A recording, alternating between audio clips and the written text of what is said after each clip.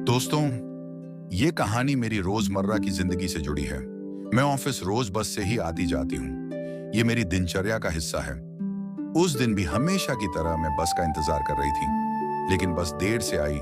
लगभग आधे पौने घंटे बाद खड़े खड़े पैर दुखने लगे थे। पर चलो, शुक्र था कि आखिरकार बस मिल ही गई।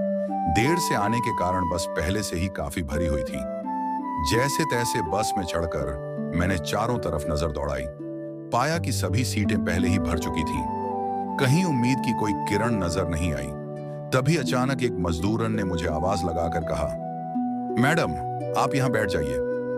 मैंने उसे धन्यवाद दिया और उस सीट पर बैठकर राहत की सांस ली। दोस्तों, सच कहूं तो वह महिला मेरे ही साथ बस स्टॉप पर खड़ी थी, लेकिन तब मैंने उस पर ध्यान नहीं दिया था। कुछ देर बाद मेरे पास वाली सीट खाली हुई। मैंने उस मजदूरन को बैठने का इशारा किया, पर उसने खुद बैठने की बजाय उस सीट पर एक महिला को बिठा दिया, जिसकी गोद में छोटा सा बच्चा था। अब मजदूरन भीड़ की धक्का मुक्की सहते हुए एक पोल को पकड़कर खड़ी रही।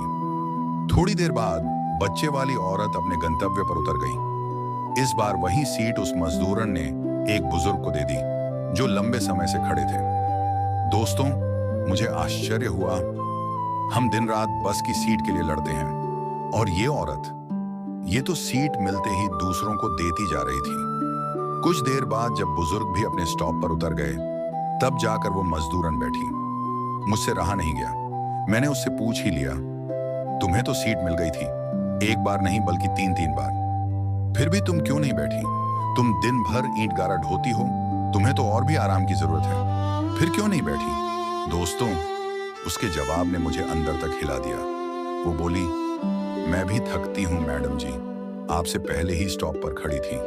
मेरे भी पैरों में दर्द हो रहा था, लेकिन जब मैंने आपको बस में धीरे धीरे चढ़ते देखा, लगा आप तकलीफ में हैं, आप कैसे खड़ी रहती, इसलिए मैंने आपको सीट दी। उस महिला की गोद में बच्चा था, जो बहुत देर से रो रहा था। उसे सीट दी तो बच्चा भी सुकून से बैठ गया, और वो बुजुर्ग, उन्हें खड़ा देख मैं कैसे बैठ जाती, इसलिए सीट उन्हें दे दी। मैंने उन्हें सीट देकर ढेरों आशीर्वाद पाए। देखिए मैडम जी, ये तो कुछ देर का सफर है, सीट के लिए क्या लड़ना?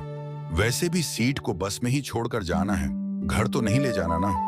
मैं ठहरी ईंट गाड़ा ढोने वाली, मेरे पास क्या है? ना दान करने लायक धन है, ना पुण्य कमाने लायक कोई बड़ा साधन। तो मैं क्या करती हूँ? रास्ते से कचरा हटा देती हूँ, पत्थर बटोर लेती हूँ, कभी कोई पौधा लगा देती हूँ, और जब जरूरतमंद दिखे तो अपनी सीट दे देती हूँ।